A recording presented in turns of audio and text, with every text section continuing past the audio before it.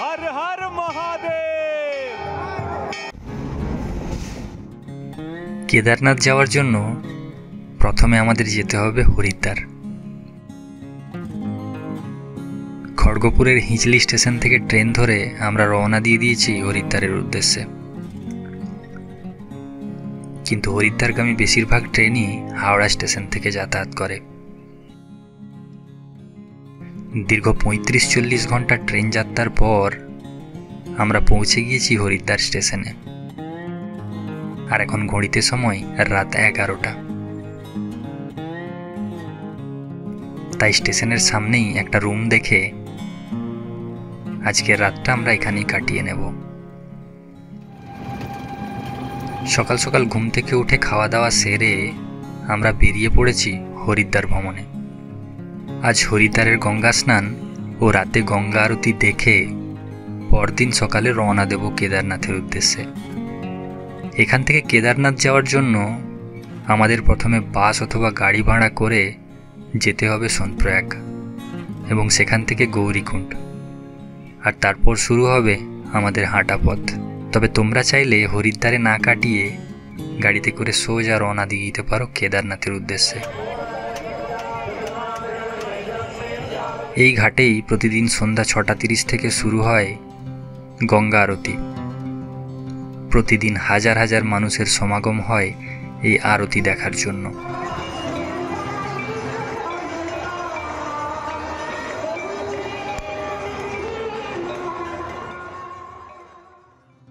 খুব ভোরেই আমরা বেরিয়ে পড়েছি আমাদের উদ্দেশ্যে।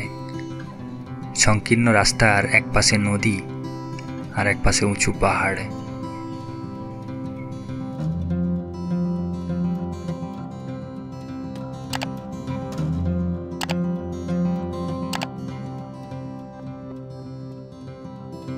মাঝপথে হঠাৎ পাহাড়ের ধস নামার জন্য গাড়ির যাতায়াত বন্ধ করে রাস্তা পরিষ্কার করার কাজ চলছে।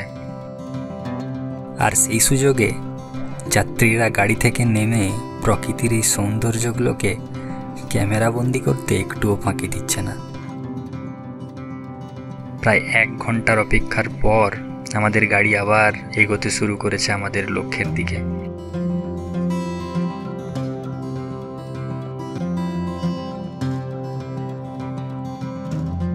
অবশেষে উঁচু নিচু পাহাড় আর আঁকামাকা রাস্তা ও প্রকৃতির সৌন্দর্য উপভোগ করতে করতে সারাদিনের যাত্রা শেষ করে আমরা পৌঁছে গিয়েছি সোনপ্রয়াগে।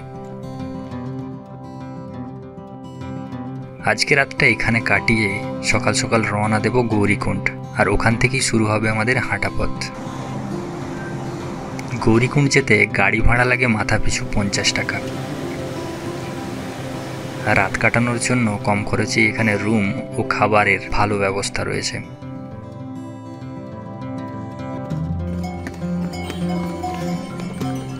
ভোরবেলা ঘুম থেকে উঠে যাত্রা রেজিস্ট্রেশনের চেকিং সেন্টার থেকে ভেরিফিকেশন করিয়েই গাড়িতে করে সোজা গৌরীকুণ্ডে এবং ওখান থেকে পায়ে হেঁটে আমরা রওনা দিয়ে দিয়েছি কেদারনাথের উদ্দেশ্যে।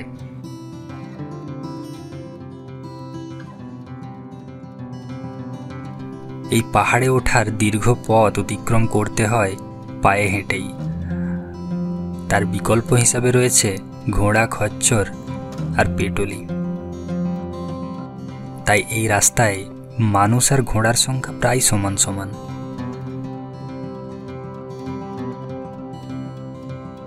তবে কেদারনাথ দর্শনের আসল আনন্দ হেঁটে যাওয়াতেই। একদিকে পাহাড়ের ওপর থেকে ঝর্ণা আর একপাশে গভীর খাদের মধ্যে বয়ে চলেছে মন্দাকিনী নদী।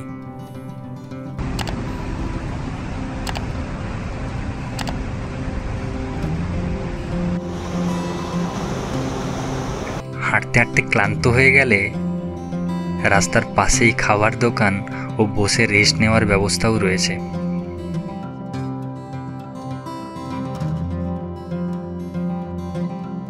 অবশেষে সারাদিনের হাঁটা পথ অতিক্রম করে আমরা পৌঁছে গিয়েছি কেদারনাথ মন্দিরে। আর মন্দিরের কাছে পৌঁছানো মাত্রই সারাদিন হাঁটার ক্লান্তি নিমেষের মধ্যে যেন গায়েব হয়ে গিয়েছে। ঠান্ডা এখানে প্রায় সারা বছরই থাকে, তাই অবশ্যই শীতের পোশাক রাখতে হবে সঙ্গে। হর হর মহাদেব, হর হর হর হর মহাদেব, হর হর হর হর।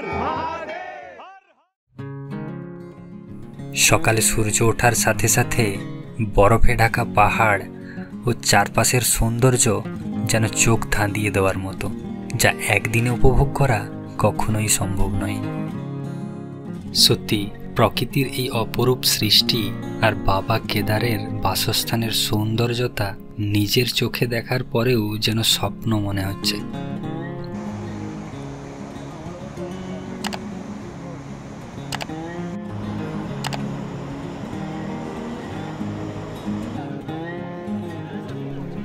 মন্দির খোলা থাকে 6 মাস, আর দেশের বিভিন্ন প্রান্ত থেকে আসা বাবার ভক্তদের ভিড় লেগেই থাকে প্রতিদিন।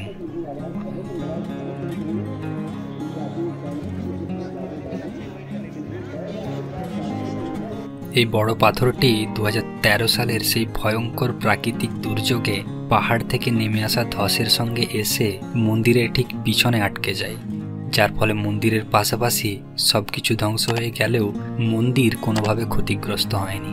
তারপর থেকেই এই পাথরটিকে ভীমশিলা রূপে পুজো করা হয়। ভিডিওটি সম্পূর্ণ দেখার জন্য সকলকেই ধন্যবাদ জানাই। আর ভিডিওটি তোমাদের কেমন লেগেছে তা অবশ্যই কমেন্ট করে জানিও।